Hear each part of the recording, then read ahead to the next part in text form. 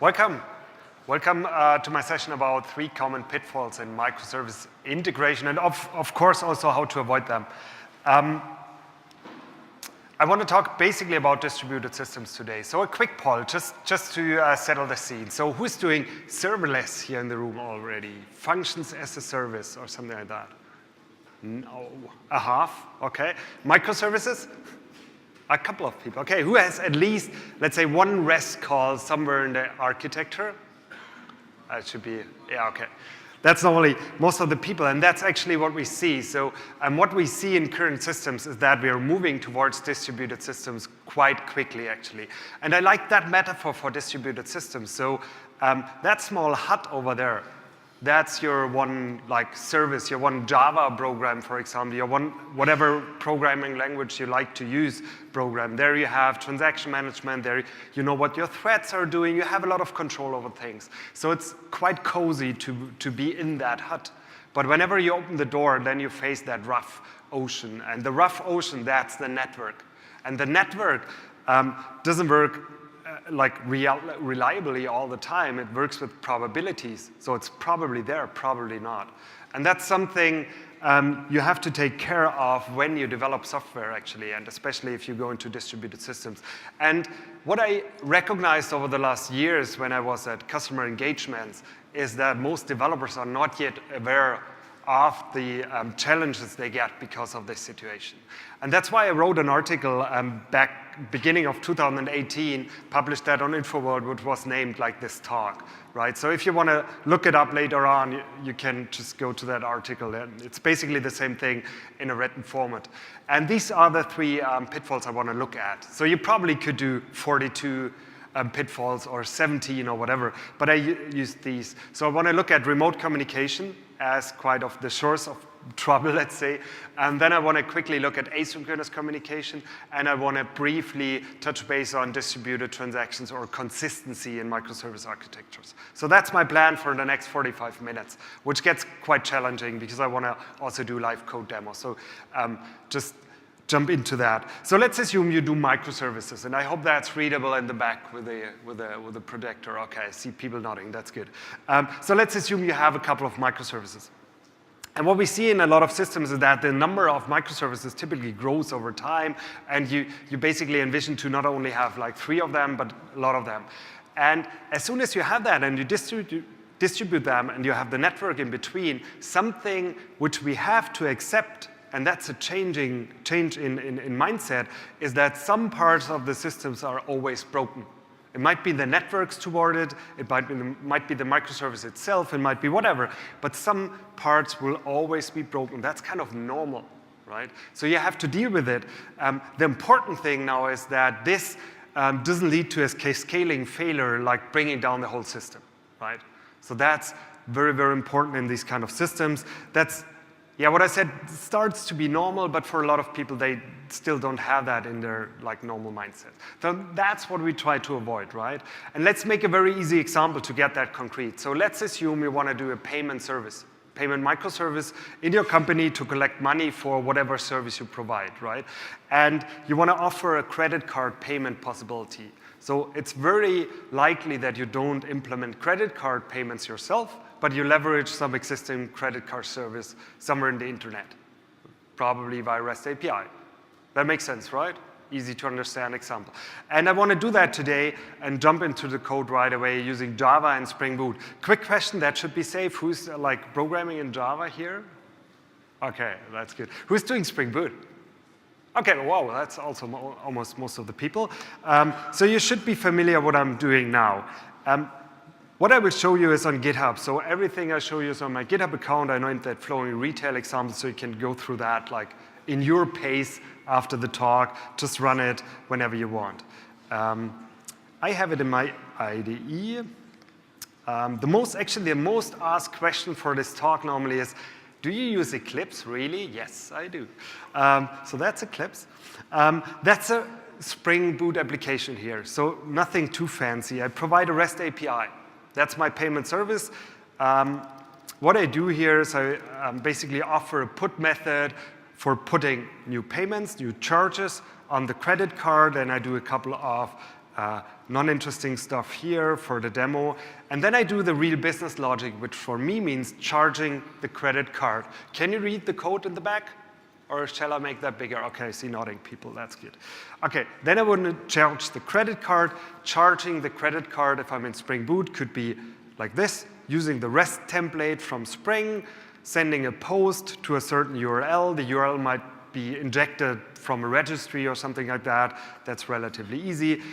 I create a request, send that over. It gets like serialized in JSON normally.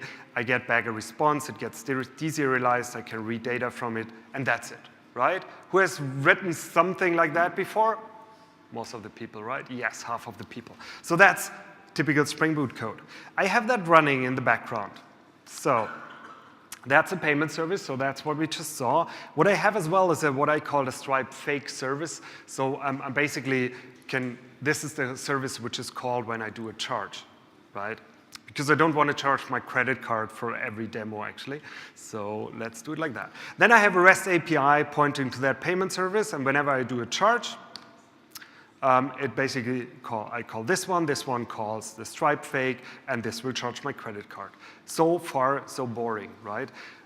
What I can do with the Stripe fake service is I can let it behave slow, right? I could shut it down, actually. I could just close the window. But that's relatively easy to guess what happens if I close the window. What happens if I close the window? Just a test question. Oh, yeah. I think with the acoustics, I don't get anything real out of that. But if I close it, I get an exception here, right? Because this one tries to access that one via REST API, doesn't work. And because it's not available, get an exception. That's relatively easy to guess. But if it's slow, what happens then? Oh, it's harder, right? I don't get actually good feedback with the room here. Let's try it. I mean, it's relatively obvious. So whenever I do that, what you can see, it's like it's loading and loading and loading. The response time, I do a random delay. So here it's over 30 seconds. And that means this guy is basically here blocking a thread for 30 seconds. So if I keep talking for 34 seconds, I will get back a response. And this is actually a typical situation because networks are slow very often, actually.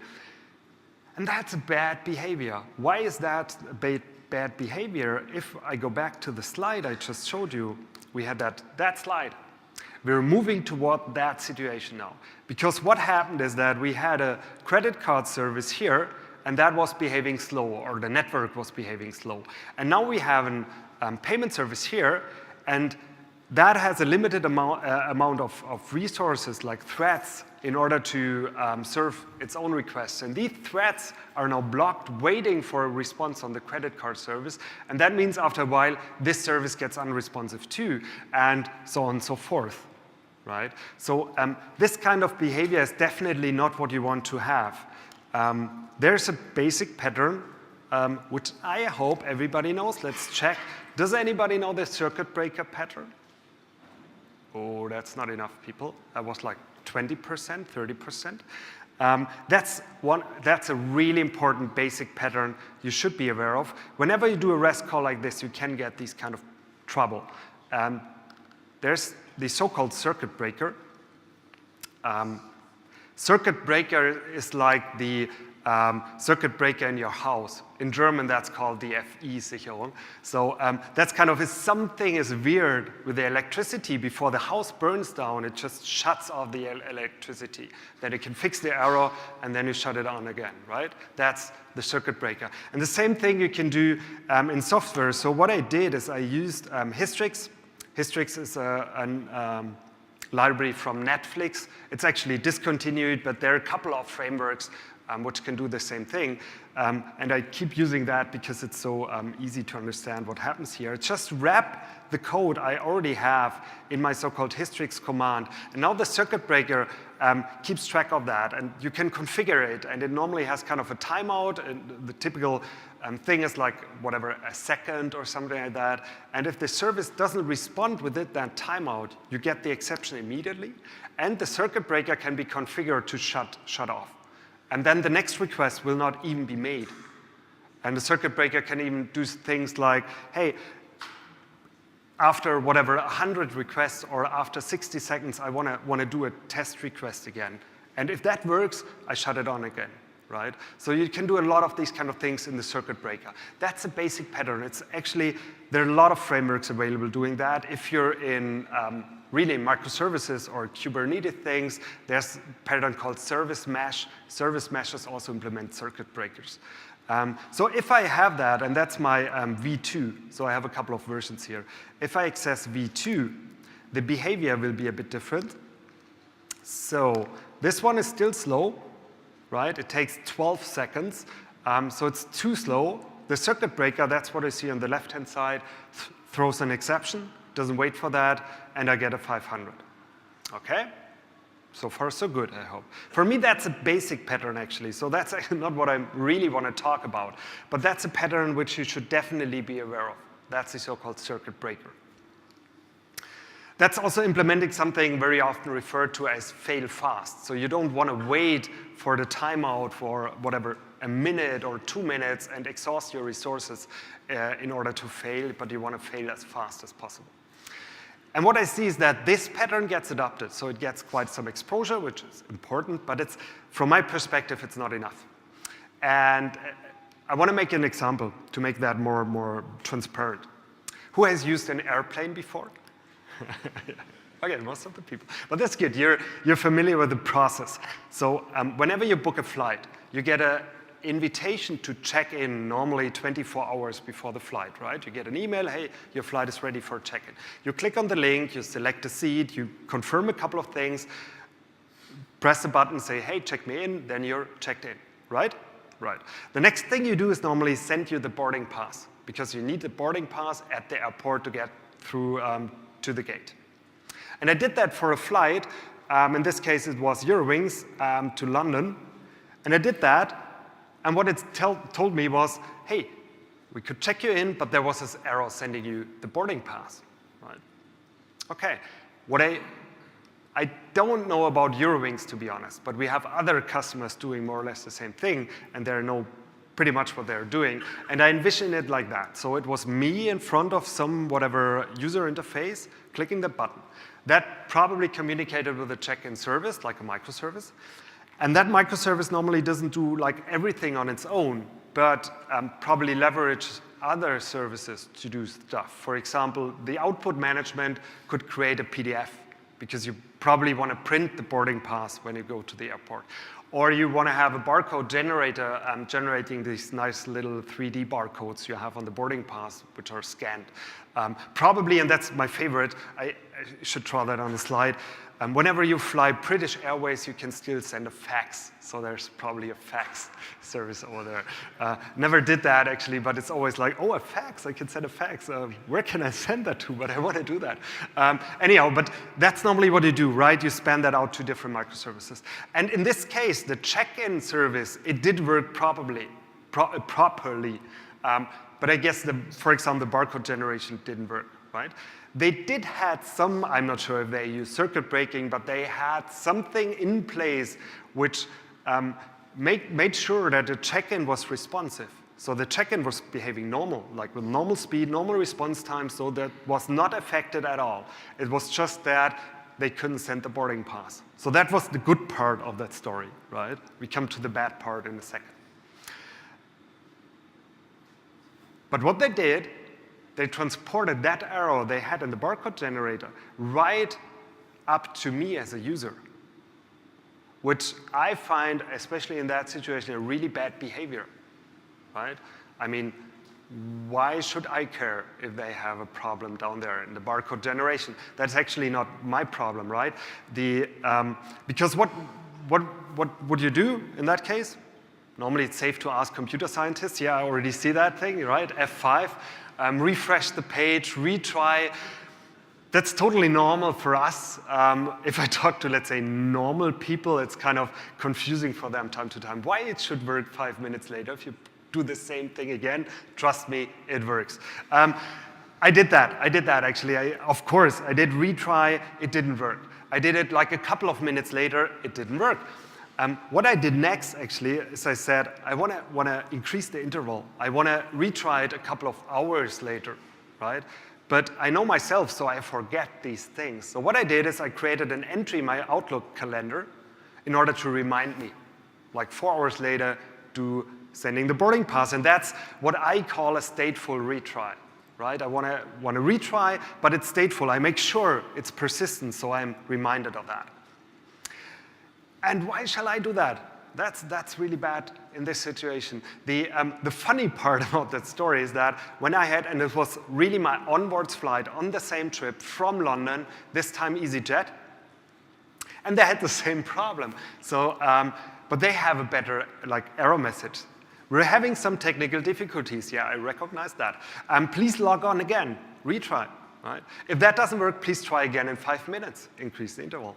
And that's actually the best part.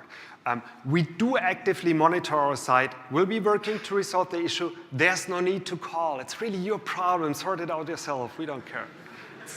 That's my translation of that. But that's kind of the attitude. I mean, in this case, it's very easy to get that this probably is a bad attitude because it's customer-facing. But I see that attitude happening all the time when we have microservice-to-microservice communication within the same company, right? It's like, oh, we cannot resolve that, just rethrow it. It's your problem. Deal with it. I don't care, right?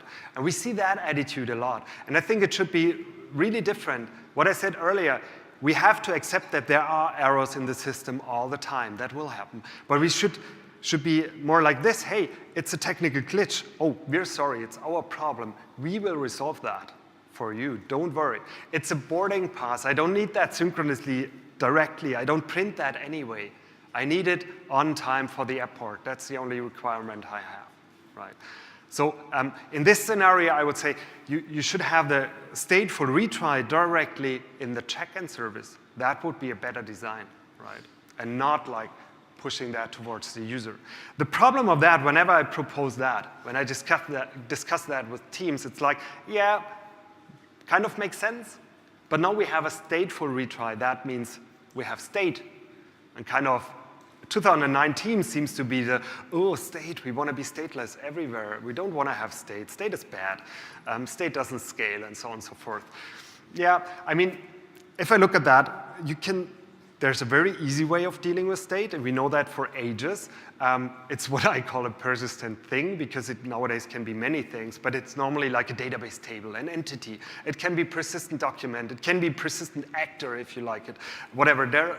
A key value store. There are loads of ways of storing things. The problem with that, and that's what most projects sensing somehow, is that you get a lot of additional effort if you do that. I mean, if you do that for the boarding pass, it means that you have to have a scheduler which regularly checks if you have to do the retry. You probably have to have some operating where you can see what's currently going on. You have to think about versioning. If you change the check-in procedure while you have ongoing retries, you have to think about that. So there are a lot of things you have to handle yourself. And that's why I always propose something else, like what I would call a state machine. And what's mostly in terms of products are workflow engines. Whenever I say workflow engine, then people are kind of reacting, oh no, that's kind of these really complex proprietary stuff, these BPM suites, these horrible big things from big vendors who don't want to be named, which I don't want to use, especially not for such a use case. And that's actually not true anymore, and that's very interesting. So if you look at this workflow engine market, that's very interesting. Right, that's important to make that transparent, so I haven't talked about me. So I'm not an Oracle employee at all, so I'm a co-founder of Camunda. We're an open source workflow engine vendor. So basically, I'm kind of biased towards certain things. So I contributed to different open source workflow engines over the last 15 years and did a lot of, that's where you normally meet me, in morning trains and these kind of things, and do a lot of solution designs and these kind of things at customers. So if you do that for 15 years, it basically means after a while, most problems you look at through the lens of workflow engines, right? So that's probably important for you to know here as well. We're located here in Berlin. Well, that was kind of nice just to come over here. And what I do a lot is looking at the workflow engine market. And if you look at that today, it's very interesting. So there are a lot of things happening at the moment. If you look at the cloud vendors, for example, AWS has step functions. Azure has durable functions. GCP, Google Cloud, has Google Cloud Composer. So basically all the vendors are doing some kind of workflow engines in their stack because there's a problem for that.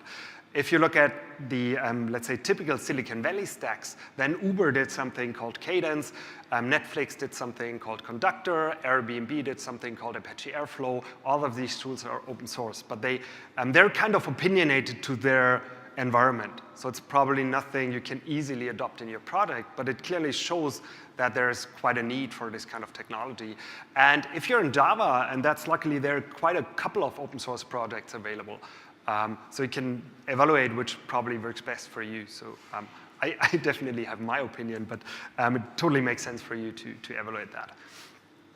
What I want to do, also at scale, so we're working for, that's a very interesting product, but don't have time today to talk about that, but how you can run workflow engines really at horizontal scale, like millions of instances per second easily. Probably also interesting to look at. But for today, I want to use, by coincidence, the one I know best. I mean, that's the open source project we do. But I want to give you an idea what I mean by what I call lightweight workflow engines. So if we go back to our example, let's do that. I hope you haven't forgotten that one, right? So we go back to that code, and I now go to V3. And I want to make one change. I now want to use the workflow engine here. And in this case, I'm using Spring Boot. So there's a Spring Boot starter for Camunda, which I just add as a Maven dependency. You can look that up in GitHub if you like, just a Maven dependency in the POM. And then I can auto-wire the process engine. It uses a data source from Spring in order to persist things in a relational database in this case. Okay? So that's relatively easy to get started. And then I can define a workflow. Camunda, like a couple of the other engines, use something called BPMN. That's an ISO standard as a language to define these kind of workflows. Then I can create an executable process. I start here. That's a start event. The next thing I do, I call my service, my credit card service. And since that's a so-called service task, and since I'm in Spring Boot, and in Spring I can just use a Spring Bean to define what logic should be executed. So the Spring Bean is defined a couple of lines down here. So there's my Stripe adapter. And this code is basically attached to my workflow definition. And when I start a workflow instance and it comes through that activity, it executes that code, and that code didn't change, so that's exactly the same again. I still have Hystrix, I still have my REST template from Spring, so that's exactly more or less the same code. And then I'm basically done. And what's cool about that, now I have a workflow engine, now I have a state machine behind, so I can do things like this. Hey, if that REST call fails, please do a retry with the time cycle of, and that's again an ISO standard, how to define that, retry it 3 times with a delay of period time 1 minute. But I could delay it or retry it for hours, like with a boarding pass, right? So I can do quite powerful things here. And that's it. Then I'm done, and then I can deploy that to the workflow instance, workflow engine. And there it's also versioned, so a couple of these things, what I mentioned earlier on. Sorry. And then we're more or less done. So what I can do next is I can create the charge, and instead of directly calling the other REST endpoint, I'm starting or kicking off a new workflow instance with that does that. Okay, that's all the code changes I did. That's not much from V2 to V3, but now the behavior changes. So if I go back to that, to V3, this one is still slow, haven't changed anything there. So let's go, 29 seconds. On the left-hand side, you can see that there was an exception, so the circuit breaker cut off. That made a lot of sense. And that's already important to recognize, my response code changed. I will talk about response codes in a second. Now I got a 202 accepted. 202 accepted basically means, yeah, gotcha, got the request, I talked to you back, right? It's kind of an asynchronous thing now.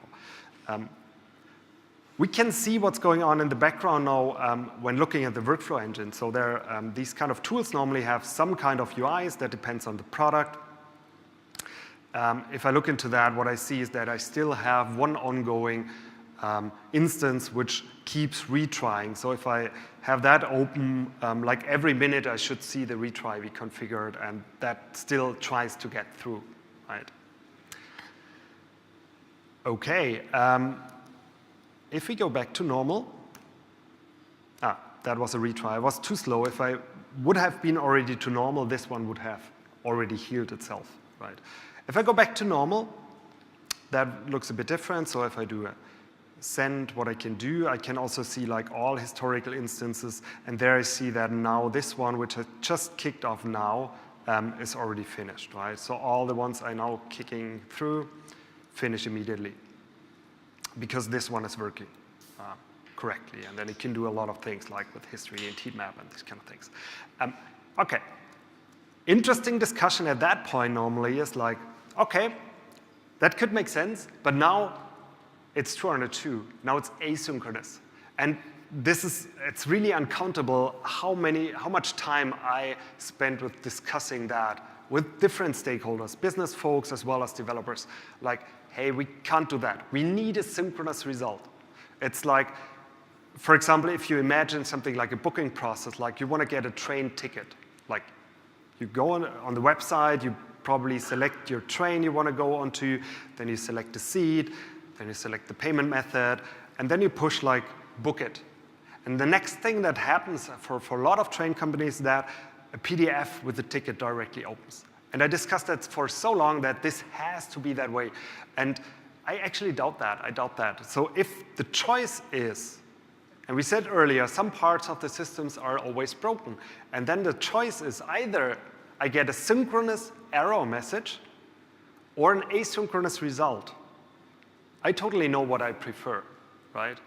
I want to get my ticket. I don't need to print it right away. I want to have it in the app. It can be asynchronous. But anyhow, what you can do, and that's actually let's say the middle way for that, and that's V4. I don't walk you through the code. That's kind of homework, so it's on GitHub. You have to read that yourself. But V4 works a bit different. So let's make that slow for a second again. So if it's low, I get a 202 accepted. That's what we already saw. But if everything is happy, the happy case, then we can go back to a 200 OK, right? And what you can see as well, like a response time of 30 milliseconds, which is more or less what you get on my machine. It's not slow because you use something like a state machine in the background. It doesn't necessarily have to be asynchronous. It's just that I think that's a good default behavior. If everything is happy, then you can get a synchronous result. It's kind of, let's say, an exception. It's a luck. But you should care for when this is not the case, and then 202 is a good fallback. Probably it's good even to go asynchronous as a default. That's probably a different discussion. Okay, makes sense? Cool. So basically that's what I did. So I had my payment microservice, Spring Boot, and I just added a very simple workflow in that. And this was stateful, so it could retry things even for a long time. And you saw the code involved, so it's nothing complex. That's what a lot of people think of. Oh, then I have to run and operate a workflow engine somewhere. No, this was kind of a library. I just embedded that in my Spring Boot app. Right, so we have to implement the retry. And you will have retries in distributed systems. And if you do that, a very, very important thing, actually probably that's the most important part of the talk. If you do that, you have to make sure that your service provider supports idempotency. I make an example again from the customer perspective. And actually that's a good part about giving that talk. Since I started to do that talk, I'm collecting error messages from airlines.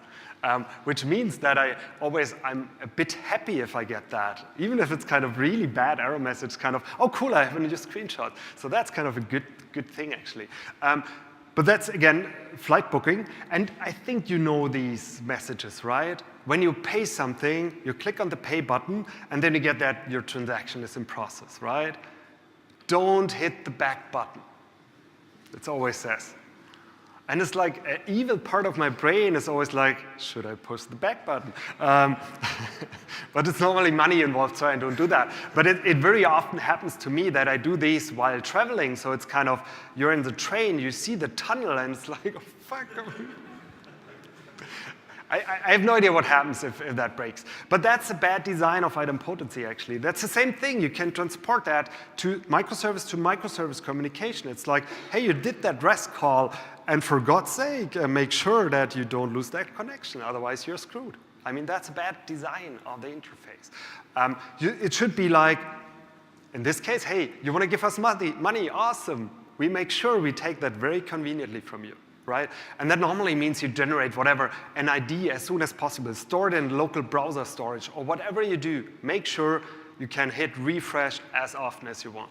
And the same thing must be true for REST calls. They must be idempotent.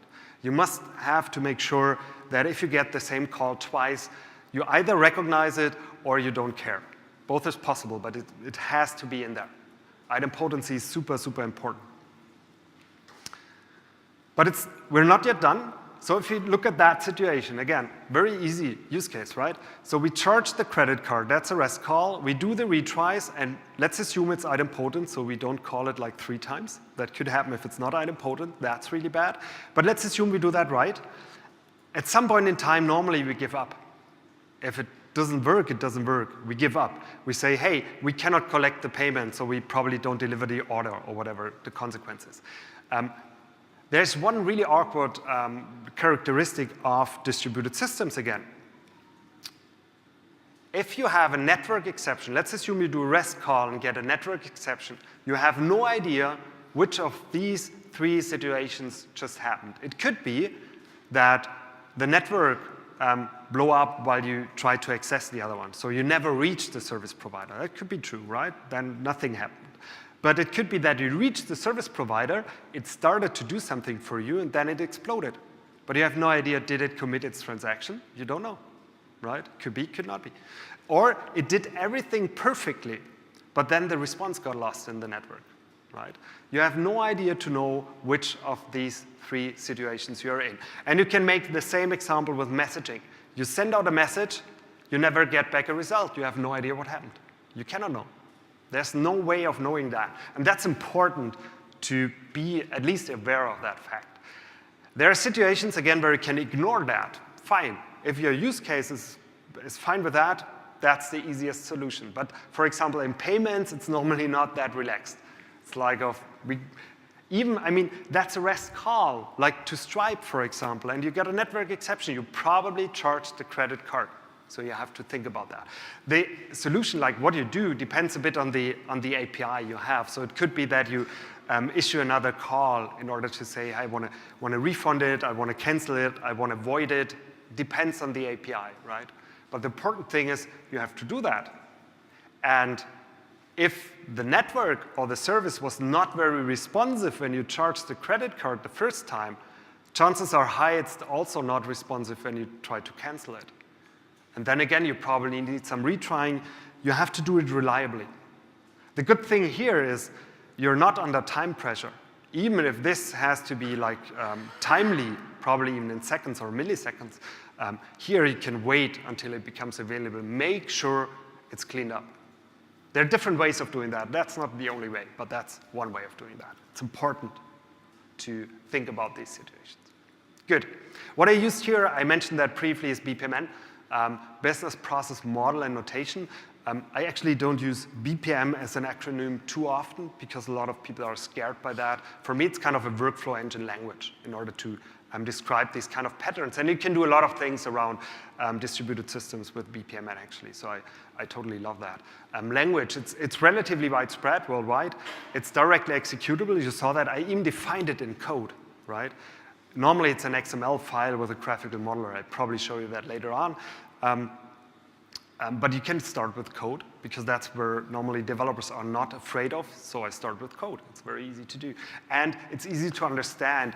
And there, it's important for different stakeholders. So I briefly showed that. But operating, I call that biz DevOps. So operating, for me, is a very important use case. If something is stuck, right, you cannot charge the credit card. circuit breaker shuts off, then these kind of requests pile up, and you want to see that somewhere. And you probably don't want to monitor a dead letter queue you don't understand. You want to really get a good context view of what's currently going on. Like in this case, 317 instances are currently failing, so you probably want to dive into that. And that's not necessarily a developer. That probably is a different role. And then you can make sense of a lot of these kind of statistics and so on and so forth. If you wonder how to really run that, I don't go into details of that, but I wrote a blog post on that, how you can leverage this kind of tools in your architecture. There are different ways. What I did today, I run it as library in Spring Boot. That's an option. If you're not doing Spring Boot, if you're doing something like Whitefly or WebSphere or WebLogic, then you can also run workflow engines in there. That's also definitely doable. If you're running different programming languages, normally means that you're, in our case, it's communicating via REST. Other engines do probably different things there, but it also means you can leverage that relatively easy. Okay, so far I talked about synchronous communication, because that's, from my experience, still what most people are doing. When I discuss synchronous communication, I love to pull up one quote, actually, from Todd Montgomery and Martin Thompson. Both are really experts in distributed systems and high throughput messaging systems. And they had that at the GoTo Chicago. Synchronous communication is the crystal meth of distributed programming. It's a bit like, I mean, you saw the problems. And the thing is, with REST communication, if I look back to the code, if I see that my REST call here, where is it? This one. It looks like a local method call, right? That's awesome. That's so easy to do. But it's totally not a local method call. It's not. It is absolutely not. That's what we discussed like in the last 20 minutes. And most people are kind of aware of that and probably even think about doing asynchronous messaging, but somehow that's so complicated. I have a tight deadline, so let's do it the last time. Tomorrow I stop. So I like that metaphor actually very much. If you look at asynchronous communication, you get comparable problems, to be honest. They are just more transparent. They are not hiding that much. So if I look at the same problem, let's assume the barcode generation has like a messaging API. I send over a message, hey, generate the barcode, I get it back as a message, right? Then what I have to care for is not that I get a network exception while calling a REST API, but I probably don't get back a result. And then it's the same problem. I can wait for the user to recognize that. Hey, we promised to send you a boarding pass. Oh, you didn't. Or you probably want to recognize it directly in the check-in service, right? And again, that's why I like this kind of BPMN language. You can easily express that. So you could do something like, hey, I want to send some command to the other service. I wait for the response. This is a waiting, right? And it's persistent. I can wait as long as necessary. And then you have the notion of time, like every hour I probably do a resend, like a retry, if that's a good strategy in my case. Or I do something like, independently of where I am in that workflow here, if it's too late, like probably 4 hours before the flight, I do plan B, whatever plan B is. Like I have a screenshot from Virgin Atlantic. They sent me a text like really a couple of hours before the flight. Hey, we couldn't take you in. Please go to the counter. Well, it's not a convenient thing for me, but at least I got a proper message. It's okay. I kind of can deal with that. Right. Who uses a message bus here? Oh, a couple of people. Keep your hands up for a second. Keep your hands up for a second. Who has no problems operating the message bus? 1, 2, now slowly. 1.5, 2, 2.5, 2, 1. The hand is too heavy, probably. So it's between 1 and 2 here in the room. Thing is, that's amazing. I mean, it's 2019. Asynchronous messaging should be actually a good solution. And I think architectural-wise, it is. But when I look at projects using it, they have a lot of problems, actually. It's mostly about dead messages. So whenever you want to process a message from the queue, you take it from the queue, you do something, you get an exception. You have no client where you can throw the exception to, right? So you cannot, it's not like the hot potato just throwing it to the client. So this message gets retried probably, and then goes to something called the dead letter queue. You have to monitor that, right? And then whenever you see there's something in the dead letter queue, you have to understand, why is this message? Why did it end up there?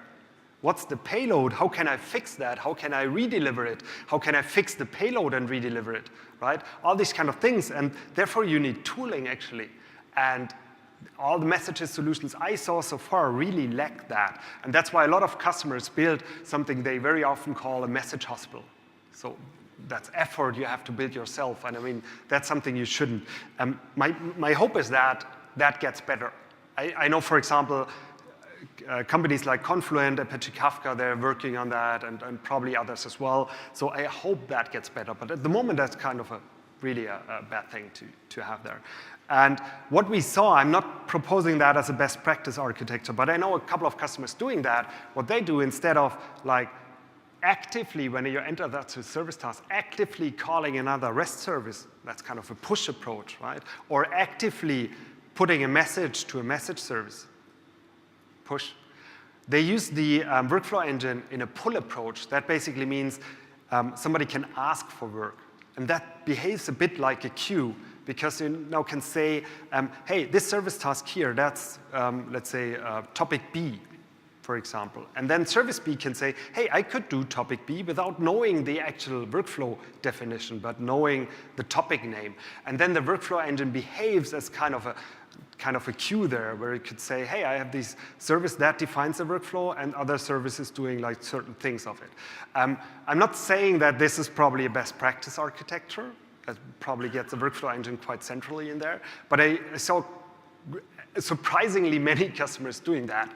And the advantage is, first, you get the tooling. Like, if something is stuck, you see the context. Where did it come from? You can fix a lot of things. That's one advantage of it. The other advantage of it, does anybody knows about the thundering herd problem? Not many people. Yeah, that's normally not many people know about that. Thundering herd problem means if you have a service and it goes down for whatever reasons, and you have all these retries we talked about, when you bring it up again, you have all these retries trying to bring it down again. It's kind of your own denial of service attack. And that's very often pretty successful. And the most successful example of that, actually, I know of, I love that, is AWS. You probably recognize it. 2015, that was quite in the press. They had a 5-hour outage of a whole region. That's big, a whole region outage. They posted a good postmortem, so you can read about that yourself. I don't read it back. But the reason was basically thundering herd. A relatively tiny component went down. They brought it up relatively quickly, but then it always got denial of service attacked by retries. And it took them 5 hours to figure out how to bring it up again. And you get rid of that by polling, by asking, by controlling your back pressure. That's a pattern which is normally around that. Very interesting. I love this part of it. So the register reported about that. And I love that they put that picture of Jeff Bezos towards that headline. That's hilarious. Anyhow, I'm running out of time. I have 2 minutes left for my favorite topic, so that will not really work. I give you a very quick teaser, and then you can ask me later on. Consistency. So basically, things about when I want to do 2 things in an all or nothing semantics, atomic, right? That was easy when I was in one Java program. I had ACID transactions from databases, begin transaction, do something, rollback or commit, right? I have a complete talk talking about that, so that's linked here. So you can probably, if you search for lost in transaction, you can find that on my homepage. So I linked a couple of recordings. Thing is, sometimes you probably think of distributed transactions, X8 transactions, two-phase commit. Anybody knows that? A couple of people. Does somebody use that in production? One or two brave people. There's a good article from Pat Helland. I don't go over that. But he describes very well why two-phase commit is not an option in distributed systems. So you should not use that for microservices. I don't go into any details why here, but there's a good paper on that. So we shouldn't use that. And there's one approach you could use in distributed systems in order to work around that, because you have the requirement of doing things in an all or nothing semantics. And it's not the only approach, but it's a relatively famous and I think a very powerful approach. It's called the Saga pattern. So if you search for that, it's very often named the Saga pattern. And it basically means you do transaction management on the business level.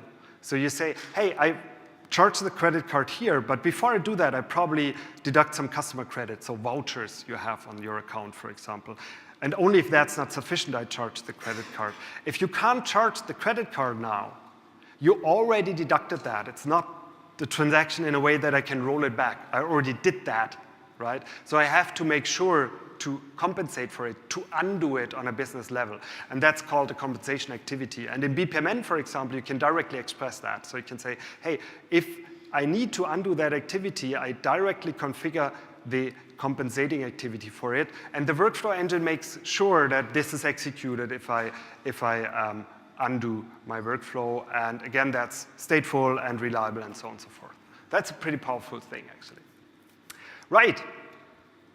I don't show you that, but it's in GitHub. If you can run through it, you can play around with that. So from my perspective, that's important. So in your client, think about timeout, circuit breaking, think about retries, probably stateful retries, think about compensating sagas. And if you do a service like offer, provide a service, make sure it offers the compensation methods. If you don't have them, the client cannot compensate. And idempotency, super, super important. And if you do that, you're kind of getting through that relatively well, I would say. Good. So that's basically it. Be aware of that complexity. A lot of people are still naively walking towards microservices and distributed systems. I think it's unavoidable. I think it's a good thing, but we have to also think about the consequences.